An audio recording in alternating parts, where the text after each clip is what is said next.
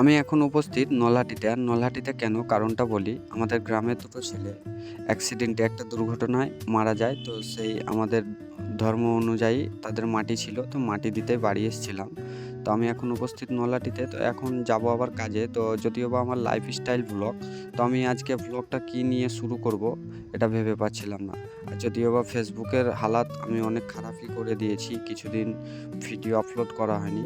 তো প্রথমত আমি নলহাটি থেকে ট্রেনে চেপে সিটে বসে পড়েছি এবং একটা বাচ্চা মেয়ে দেখছি আমার পাশে বসেছিল। তো সে শুয়ে পড়েছে আমার কোলে ভালোভাবে। তো আমি তাকে ঠিকঠাকভাবে শুইয়ে দিলাম।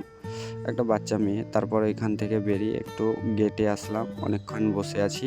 আর ভিডিওটা ফাস্ট করার কারণ হচ্ছে ফেসবুকে যদিও বা স্ক্রল করে ভিডিও দেখে সবাই। তো বেশি লং ভিডিও হলে কেউ দেখে না এবং একটু শর্টের মধ্যে থাকলে ভালো। যদিও বা এটা আমার ইউটিউবের জন্য ভিডিও। তো ইউটিউবে যদি তোমরা আমার নতুন হয়ে থাকো তো চ্যানেলটাকে সাবস্ক্রাইব করে বেল আইকনটা অন করে দিয়ে পাশে থাকবে এবং ভালোবাসা দিবে। যদি ভিডিও তোমার মনে ধরে এবং আপনার মনের মতো হতে পারি আমি, তাহলে আপনার মনে ভিডিও ধরলে তারপর করবেন, নাহলে নট ইন্টারেস্ট মারতে পারেন।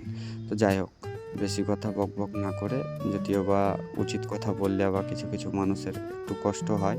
তারপর আমি আরেকটা যদি বা কথা বলি যে আমাদের ভাই বোনেদের মধ্যে যারা ক্রিয়েটার মানে নতুন কাজ করছে অনলাইন জগতে, মিডিয়া জগতে, তারা চায় যে আমাদের ভিডিও তুরন্ত ভাইরাল হোক। তবে আমি একটা কথা মানুষকে বলি কি জানো?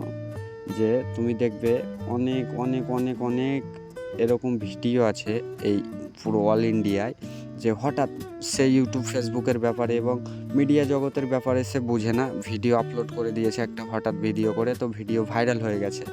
এবার ভিডিও ভাইরাল হয়ে গেছে, সে যদি স্কিলটা শিখে ভিডিওটা ভাইরাল করতে পারতো, ইউটিউব ফেসবুকের ব্যাপারে বুঝে যে আমি যে কন্টেন্ট ভাইরাল করছি, সেরকম একটা স্কিল যাকে বলে যে অভিজ্ঞতা, যেটা সেটা যদি থাকে তাহলে সে আইডিটা টিকাতে পারবে, না হলে আইডিটা টিকাতে পারবে না।